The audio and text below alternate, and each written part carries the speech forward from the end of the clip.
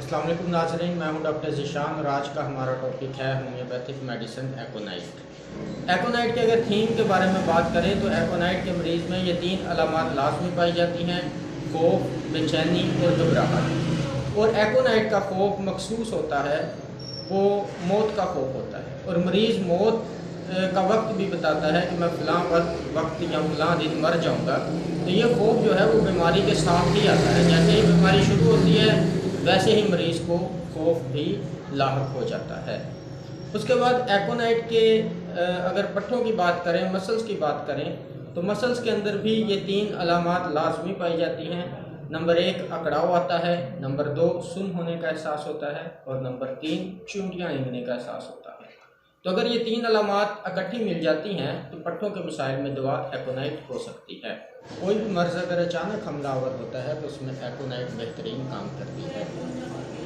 अचानक किसी भी तरह का मर्ज़ हो जाए या एमरजेंसी कंडीशन हो जाए तो फ़ौरन एकोनाइट दी जा सकती है और ये कहा जाता है कि एकोनाइट हार्ड अमराज की दवा है।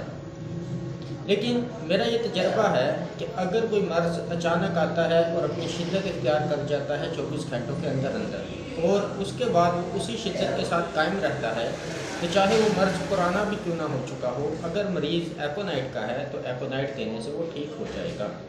मिसाल के तौर पर अगर किसी इंसान के हाथों में किसी दूसरे इंसान को हार्ट अटैक हुआ और उसकी डेथ हो गई, तो वो इंसान उसके दिल में खौफ बैठ जाए, वो ये ख्याल करे कि कहीं उसको भी हार्ट अटैक ना हो जाए।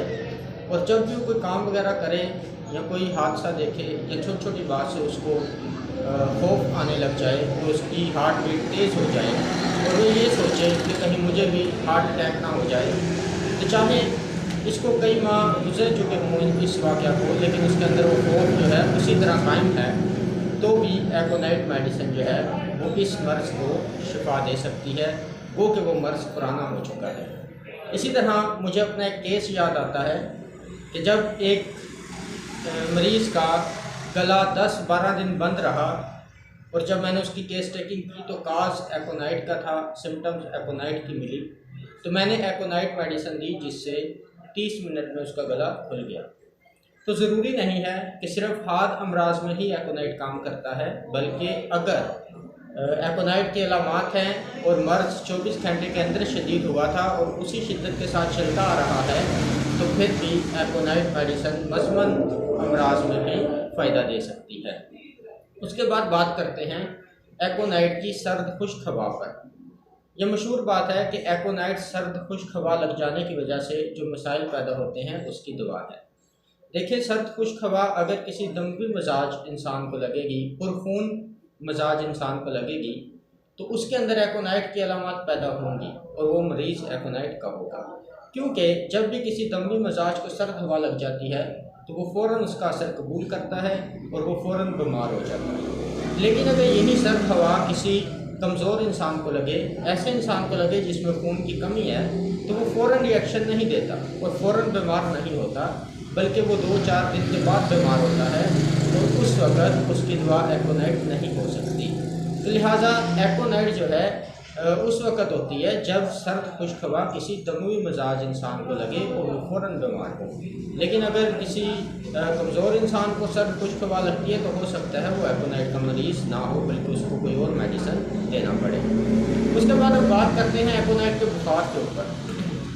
बुखार में एकोनाइट जो है वो फौरी तौर पर दिया जाता है, लेकिन बुखार में एकोनाइट तब ही फ़ायदा करता है जब एकोनाइट की अलामत होती हैं। तो बुखार में एकोनाइट की चंद मशहूर अलामत जो हैं उनमें से एक अलामत बहुत अहम ये है कि बुखार में मरीज़ के हाथ और सर गर्म होते हैं और पाँव जो है वो ठंडे होते हैं। मरीज़ को पानी के अलावा हर चीज़ का जायका कड़वा लगता है। पानी मरीज़ को ठीक लगता है। बुखार में एकोनाइट के मरीज़ का चेहरा सुर्ख होता है, लेकिन जैसे ही उसको बिठाया जाता है या खड़ा किया जाता है तो उसका चेहरा जर्द हो जाता है। इसकी वजह यह है कि एकोनाइट का मेन थीम जो कि अकड़ाव है वो खून की नालियों में भी आ जाता है और खून की नालियाँ अपनी कुदरती लचक खो देती हैं, जिसकी वजह से उनमें यह सलाहियत नहीं रहती कि वो खून को सहारा दे सकें या सहार सकें। और जैसे ही मरीज़ खड़ा होता है या बैठता है तो ग्रेविटी की वजह से खून जो है वो नीचे की तरफ चला जाता है, वो चेहरा सुर्ख चेहरा फ़ौरन जर्द में तब्दील हो जाता है। इसी तरह ये अलामत मटीरिया मेडिका में इस तरह लिखी हुई है कि मरीज़ का एक गाल सुर्ख होता है और एक गाल जर्द होता है, और बिल्कुल ऐसा ही होता है कि मरीज़ का जो गाल नीचे की तरफ होता है वो सुर्ख होगा और जो ऊपर की तरफ होता है वो जर्द होता है। और जैसे ही मरीज़ करवट बदलता है तो ये हालत बदल जाती है, सुर्ख गाल जर्द में तब्दील हो जाता है और जर्द जो था वो सुर्ख में तब्दील हो जाता है। उसके बाद पसीने की ये हालत होती है कि मरीज़ जिस करवट लेटता है उसी करवट पर उसको पसीना आता है। ये भी बात खून की सर्कुलेशन के हवाले से है, क्योंकि मरीज़ जिस करवट लेटता है खून की सर्कुलेशन उस तरफ ज़्यादा हो जाती है, खून उस तरफ चला जाता है, और ज़ाहिर है जिस्म के जिस हिस्से की तरफ खून का बहाव ज़्यादा होता है वहाँ पर पसीना भी ज़्यादा आता है। तो जैसे ही मरीज़ करवट चेंज करता है, बदलता है, तो जो दूसरी करवट जो नीचे की तरफ होती है उस पर पसीना आता है और दूसरी साइड जो है वो खुश्क हो जाती है। उसके बाद एकोनाइट जो है वो एक बहुत अच्छी दवा है जब नौज़ायदा बच्चों का पेशाब अचानक बंद हो जाए। जब नौज़ायदा बच्चों का पेशाब अचानक बंद होता है तो उसकी 2-3 वजूहात हो सकती हैं। एक वजह तो ये है कि मरीज़ को बच्चा जो है उसको किसी खौफ की वजह से उसका पेशाब बंद हो जाए।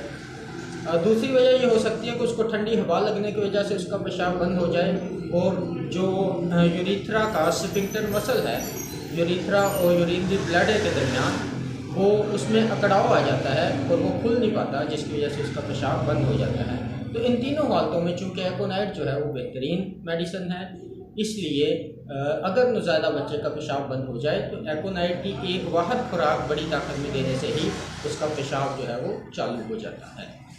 नाज़रीन, ये थी एकोनाइट की मेन अलामात। वैसे तो मटीरिया मेडिका में लिटरेचर जो है वो बहुत ज़्यादा लिखे हुए हैं, लेकिन मेरी आदत है कि मैं सिर्फ उन अलामात को बयान करता हूँ जिनको मैं अपनी प्रैक्टिस में बार बार देख चुका हूँ, आजमा चुका हूँ, और जो अलामात मखसूस होती हैं उनको ही बयान करता हूँ ताकि कम वक्त में दवा के थीम को अच्छे तरीके से समझा जा सके। तो नेक्स्ट इंशाल्लाह इंफॉर्मेटिव वीडियोस के साथ मिलते रहेंगे, तब तक के लिए अल्लाह हाफ़िज़।